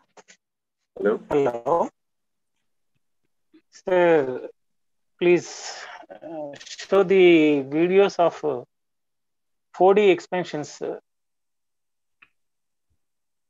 Examples is given that 4D expansions. Experiences. 4 4D dimensions. experience. Experiences. Sorry. Okay. Show some videos. Okay, you want to see some experiences of 4D experience. Yeah. So basically Sometimes, what I was saying. Sir. Sometimes the video will not clear here and not appear to the screen. Sometimes the video experience. is not appear. Okay. Please tell me. Okay, so 4D experience is more of a marketing term. So there is no such thing as 4D thing. Okay. That was the idea. So when we talk about 4D experience, so our eyes can only see stereo images. So we have left eye and right eye. So we can only see 3D. We cannot see 4D. We cannot see 6G. 4D is a temperature. Actually, it is in temperature. 4D means the temperature. How is 4D temperature? First is length. Length. Second, 2D means length and breadth. Basically, 2D would be X and Y. X and Y, two coordinates. That means in 2D means length and width. X and Y. In terms of, so what you're talking about basically is measurement or axis? Generally, we can create it x-axis and y-axis. We say that it's 2 dimensions. Okay. In 3 dimension, we say that x, y, z axis. But in reality, X, Y, and Z axis. Okay. In reality, it is length, width, height. Length, width, and breadth. Height. Length, breadth, height. Yeah. Okay. Fourth is time. Time. Time is the fourth dimension. And then time. So if you want to increase the height, so how will you increase the height? You will add something to the height. Yeah. Then how will you add something to time? Okay. If we have any 4-dimension experiences, we will see that videos. I will see that videos. In your case, basically, what you're saying is there's length, there's breadth, this height, and you leave it for some time, duration, that will be 4D. Yeah. So in your example, that's 4D. Yeah. So you're accepting that as a 4D? Yeah. So we have length, breadth, and height, and we are leaving this this particular object for 10 days. So that's the time for you, right? Yeah. So that's 4D. Yeah. That is 4D. Okay. That is 4D. Okay, thank you. Actually explaining your concept right now. So that's how you want to put it, right? That you have length and breadth and height of an object, and you leave it for some time, calendar-wise, and then that's 4D. Yeah. So in a way, okay, let's say it's a 4D, but that's not the exact definition for 4D. Higher dimension are like tesseract. That's 4D thing. If you search for tesseract, that would be 4D thing. It's a cube inside a cube. So each cube's edge is connected to the other edges. So if you could look for that tesseract, I in can the chat I will understand. write the word.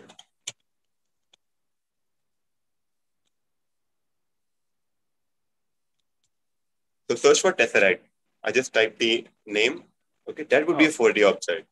But the thing that you are saying, that considering time as a dimension would be appropriate for some calculations, but it's not. It's not basically. It's not like 2D, 3D, and 4D would be time. That would be a different thing. Okay. It would be a different thing. Truly. Okay. So look for tesseracts. There are many other higher dimensions, but our eyes cannot see these objects. We are only limited to see 3D objects and 2D objects.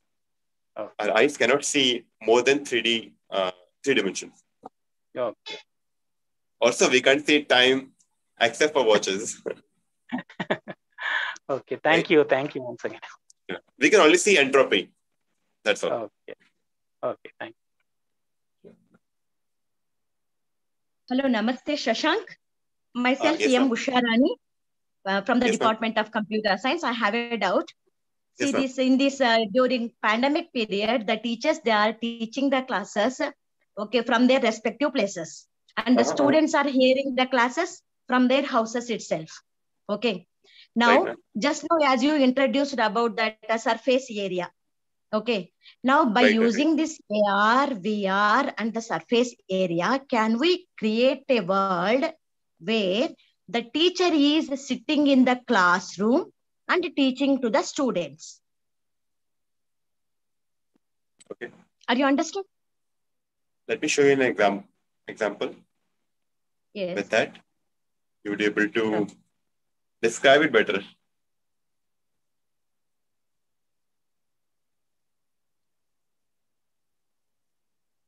Just a second. The students has to feel that they are in the classroom. The teacher is in the classroom and she is teaching to them. But the teacher is not actually there in the classroom. She is in her house. How is it possible? Is it? So if you remember earlier, I showed a small video where there were two people who were interacting with one another. Similar to that, it can happen. Mm-hmm.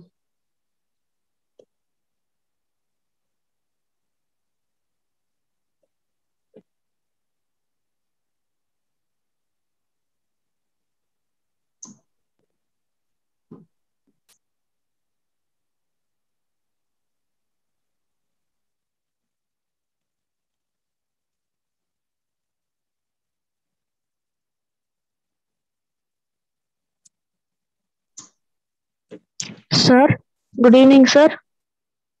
Yes. Sir, I'm Narmata from Vinashalingam University, sir.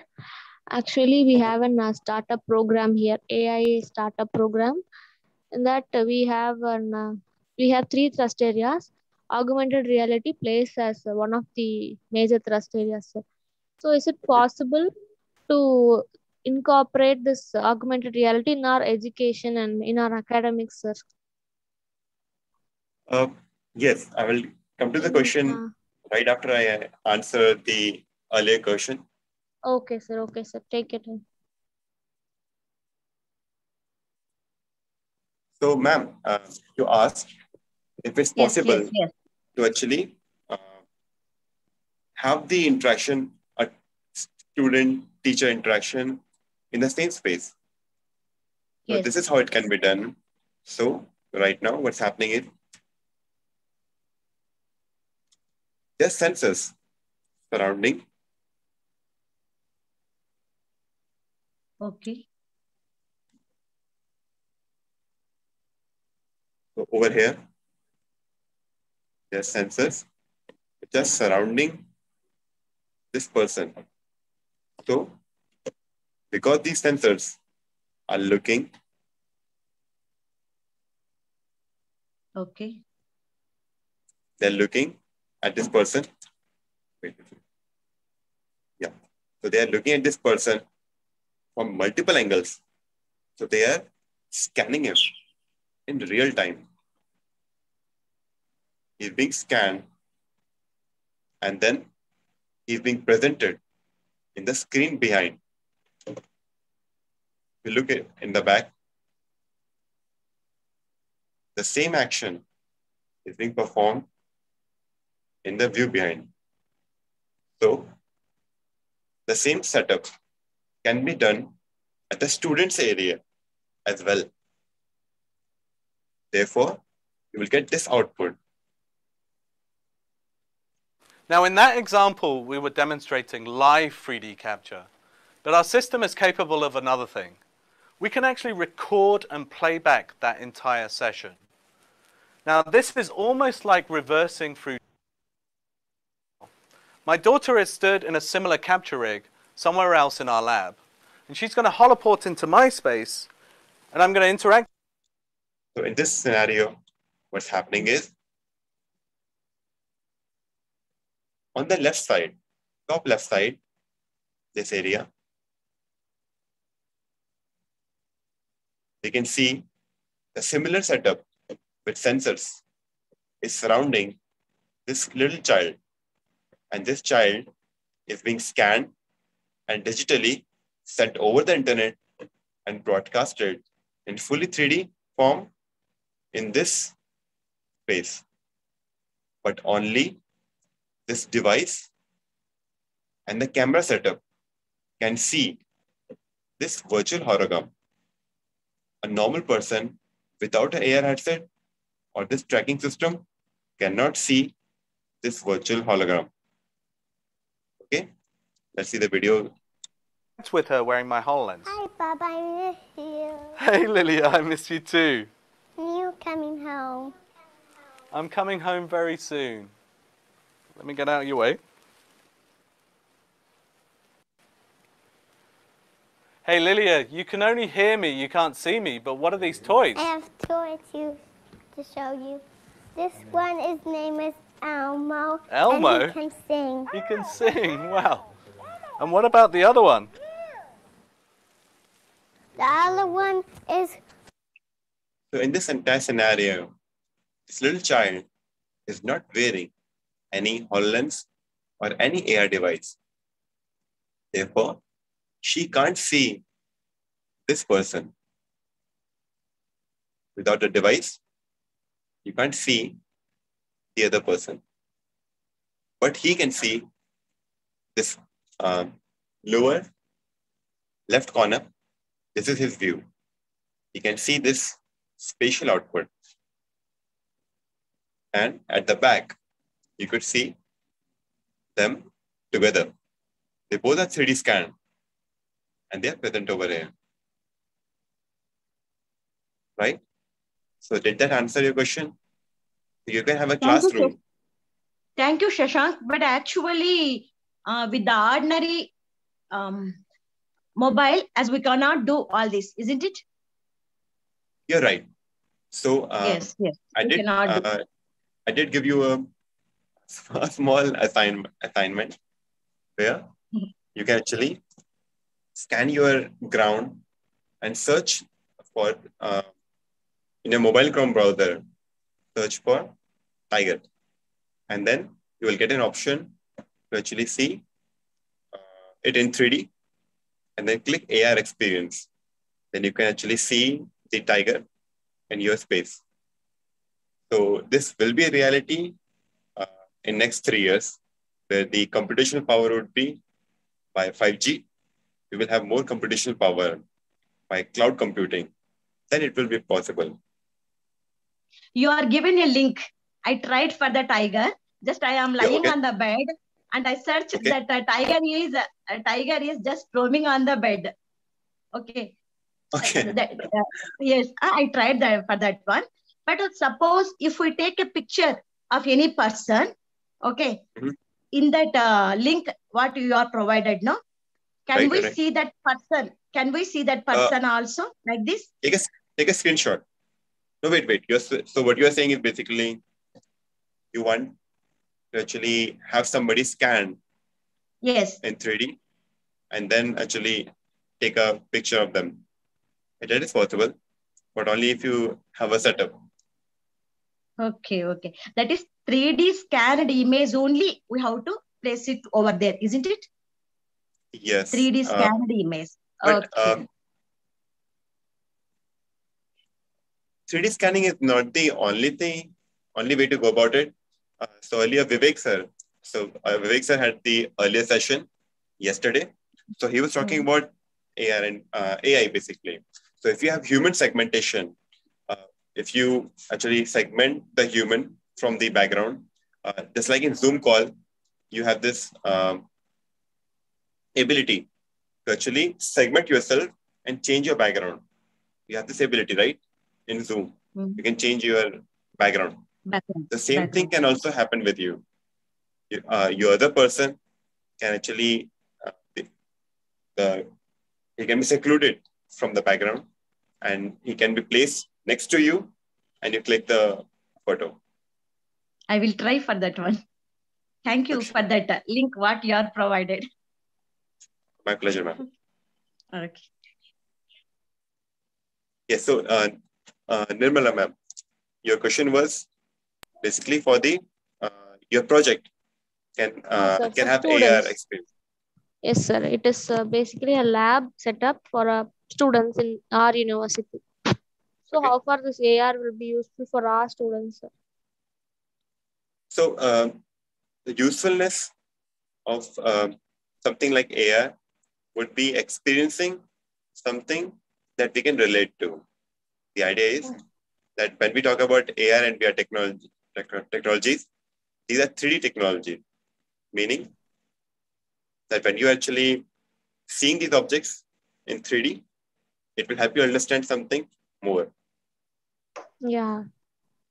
Right? So if you see a machinery in 3D in your space, you're able to see this and relate to it much better than actually seeing a 2D diagram of it. So a 2D diagram is more of an orthographic image. But when you see it in perspective, in the perspective view, it would be much better. Okay, sir. Sir, again, I have one more doubt. Then we actually wanted to purchase all these kind of headsets and all, sir. So how can we really bring that setup in our laboratory? Is it possible to have the setup actually here? I mean, your teachers would be better suited to answer this question. It's just like you're purchasing it from Flipkart or Amazon or any other place. So it's not a big issue. Okay, so is it possible to set up here that setup? The one which I showed? Yeah, sir. No, that would require some level of expertise of syncing the entire cloud thing. So that will actually... Okay, sir. And the I have last thing. We are Yes. also in the idea of organizing an augmented reality webinar in our university, sir. So I don't know whether it is the right time to approach you, but I take this opportunity to ask you whether it is okay. Can you give an session, sir, related to AI, augmented reality? I would happy to do that, but my company should allow it. Okay, sir. Okay. Okay. How can I contact you, sir? I will contact you with our university procedures. The organizers would Okay, actually sir. be better suited to answer that question. Okay, sir. Your organization name, sir? No, basically the organizers of this Okay, sir. session. Madam, okay, sir. Madam, you Yes, have ma'am. you have to contact organizer of this workshop, madam. This workshop, Okay, yes. ma'am. This workshop. Okay, ma'am. Okay, ma'am. That's Thank it. you. Better. Okay. Thank you, sir. Thank you so much, sir.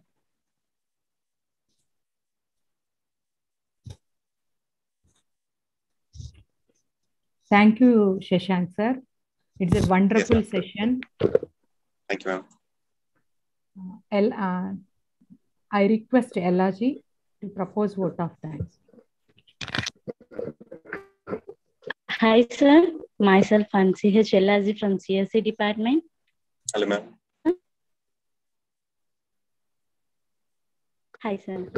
Thank you for the wonderful session, sir. Seriously, it was a very nice, because up to now, we know that what is AR, VR, AI, all those things, but we have some clarification regarding all those things, sir. And regarding gaming technology using AR, VR, objects that in the AR, okay, many types of AR and 4-day experiences. We got what it is, a beautiful information. Simply said it, it's a knowledgeable information. Simply said. So this is very, we are very happy to attend this session, sir. Thank you so much. And thank you, sir. Dear participants,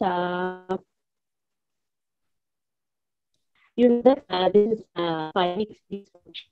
So please utilize the sessions and through the all the sessions, and you can meet the most important information regarding to the AR and VR technologies, and you can get a most important information regarding to the comparisons between like graphics, real world, all those things.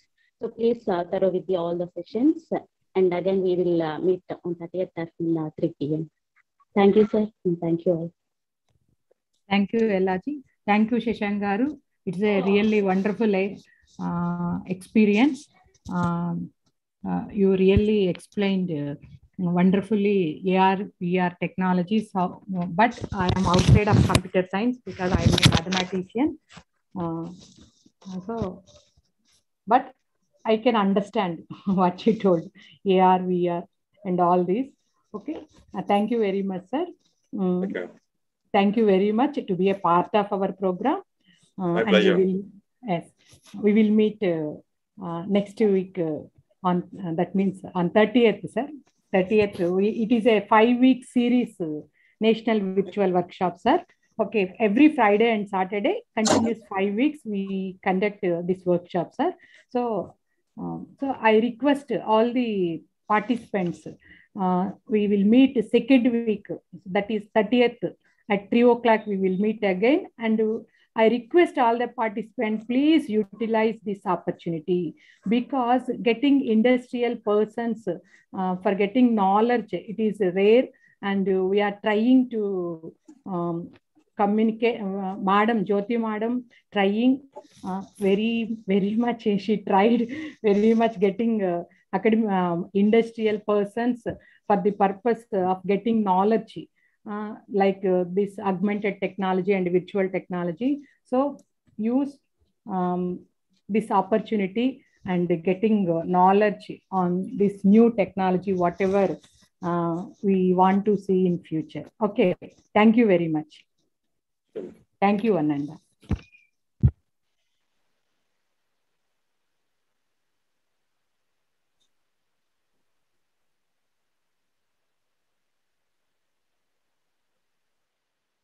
I shared the feedback link in chat box.